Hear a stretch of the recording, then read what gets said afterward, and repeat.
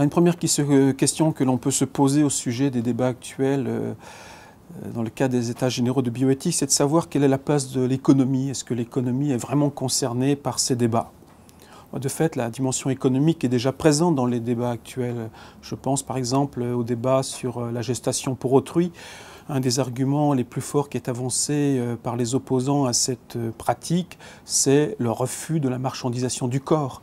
Donc c'est bien de dire qu'il y a une limite à l'économie. La logique économique ne peut pas s'emparer de tout. Donc on voit bien que la question de la place de l'économie, elle est posée. D'ailleurs, ce principe de non-marchandisation du corps, il est inscrit dans les lois de bioéthique. C'est un principe structurant de notre législation actuelle. Par exemple, les organes humains ne sont pas à vendre. La question économique, elle vient aussi dans d'autres débats. Par exemple, peut se poser la question de l'extension de la procréation médicalement assistée aux couples de même sexe. Il est évident qu'il y a aussi une question économique derrière. On ne peut pas envisager une extension sans s'interroger aussi sur le coût de ces techniques et surtout sur les modalités de financement. Est-ce que ce sera la protection sociale? Est-ce que c'est la solidarité nationale qui prendrait en charge le coût de ces techniques? Voilà, ce sont des questions qui relèvent aussi de l'économie.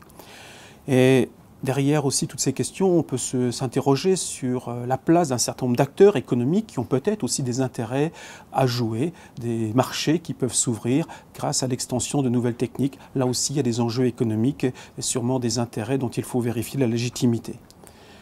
Il y a un troisième aspect où l'économie me semble importante, c'est que les choix auxquels nous sommes confrontés aujourd'hui résultent de décisions qui sont aussi de nature économique.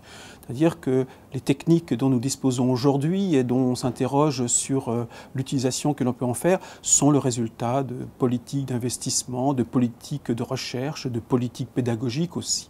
Donc la situation dans laquelle nous sommes aujourd'hui est aussi le résultat d'un certain nombre de décisions économiques qui ont été prises de manière plus ou moins consciente, mais le plus souvent en espérant que les investissements qui ont été faits apporteront un certain retour. Donc la question économique, elle est derrière l'ensemble des débats de bioéthique et c'est une dimension qui doit être intégrée dans l'ensemble de la discussion.